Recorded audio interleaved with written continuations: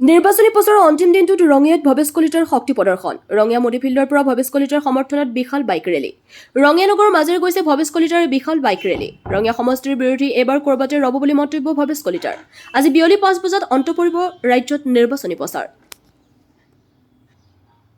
News desk AIN live.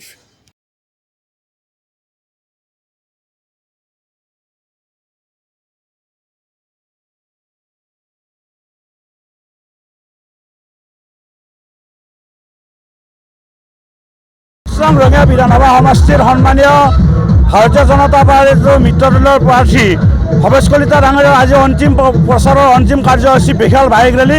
প্ৰায় 4,000তকৈ অধিক bike ৰেলীত অংশগ্ৰহণ কৰিছে আৰু ৰঙিয়া সমষ্টিৰ বিভিন্ন প্ৰান্তত এই ৰেলীয়ে আগুৱাই যাব আৰু আশা ৰাখিছোঁ অহা যি নিৰ্বাচন এই নিৰ্বাচনত সন্মানীয় বিধায়কগৰাকীক ৰঙিয়া সমষ্টিবাসীয়ে পদুম ফুলৰ চিনত ভোট দি ব্যাপক ব্যৱধানত জয় কৰাব বুলি আশাবাদী আৰু তৃতীয়বাৰৰ বাবে সন্মানীয় বিধায়কগৰাকীক তৃতীয়বাৰৰ বাবে বিধায়ক হিচাপে নিৰ্বাচিত কৰিব বুলি আমি আশাবাদী।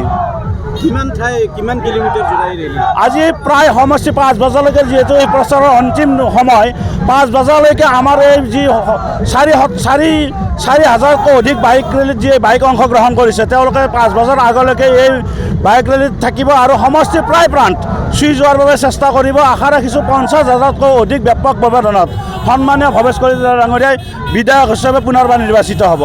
কেনেকুৱা আজিতো অন্তিম দিন কেনেকুৱা দেখা পাইছে, কিমানমান ভোট পাব বুলি ভাবে? আমি আশাবাদীছোঁ লাখতকৈ অধিক ভোট সন্মানীয় বিধায়কগৰাকীয়ে পাবলৈ সক্ষম হ'ব আৰু আশা ৰাখিছোঁ আমি 50,000তকৈ অধিক ব্যাপক ব্যৱধানত সন্মানীয় বিধায়কগৰাকী তৃতীয়বাৰৰ বাবে ৰঙিয়া সমষ্টিৰ পৰা নিৰ্বাচিত হ'ব বুলি আশাবাদী।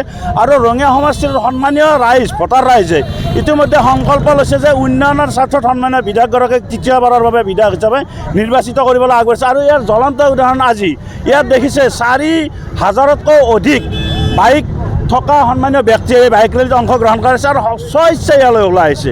আমি কাকো জোৰকৈ মাতি অনা নাই। কংগ্ৰেছে যেনেধৰণে বিভিন্ন প্ৰলোভন যেনেধৰণে ভয় ভাবি কৰি তেওঁলোকে ৰেলীত অংশগ্ৰহণ কৰাৰ বাবে সন্মানীয় ব্যক্তিসকলক আহ্বান জনাইছে, কিন্তু আমাৰ বিজেপিত যিসকল আজি যুৱক দেখিছে ইয়াত স্বইচ্ছাই ইয়ালৈ ওলাই আছে আৰু ভাৰতক ভাল পাই দেশক ভাল পাবৰ বাবে আজি তেওঁলোকে ওলাই আছে। আৰু আশা ৰাখিছোঁ যি নিৰ্বাচন হ'ব 9 তাৰিখে সেই নিৰ্বাচনত সকলোৱে দলে বলে আহি ভোটদান প্ৰদান কৰি সন্মানীয় বিধায়কগৰাকীক তৃতীয়বাৰৰ বাবে বিধায়ক হিচাপে নিৰ্বাচিত কৰিব।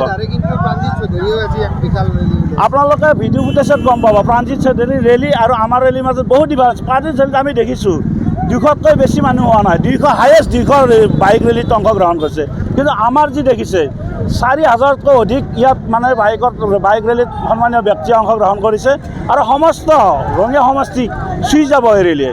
আপোনালোকে ৰিজাল্টৰ পিছত গম পাব যে 50,000তকৈ অধিক ব্যাপক ব্যৱধানত সন্মানীয় বিধায়কগৰাকীয়ে তৃতীয়বাৰৰ বাবে নিৰ্বাচিত হ'ব। বাইক ৰেলী ওলাইছে যুৱ প্ৰজন্মৰ ডেকা ল'ৰাসকল ওলাইছে। সকলোৰে মনত এটাই কথা, আকৌ এবাৰ বিজেপি চৰকাৰ যিহেতু আজি শেষৰ দিন তেওঁলোকে ধামাকা দিয়াৰ কাৰণে ওলাইছে। 10 সহস্ৰাধিক বাইক আছে। বিৰোধীয়ে গম পাই গৈছে আৰু কি হ'ব।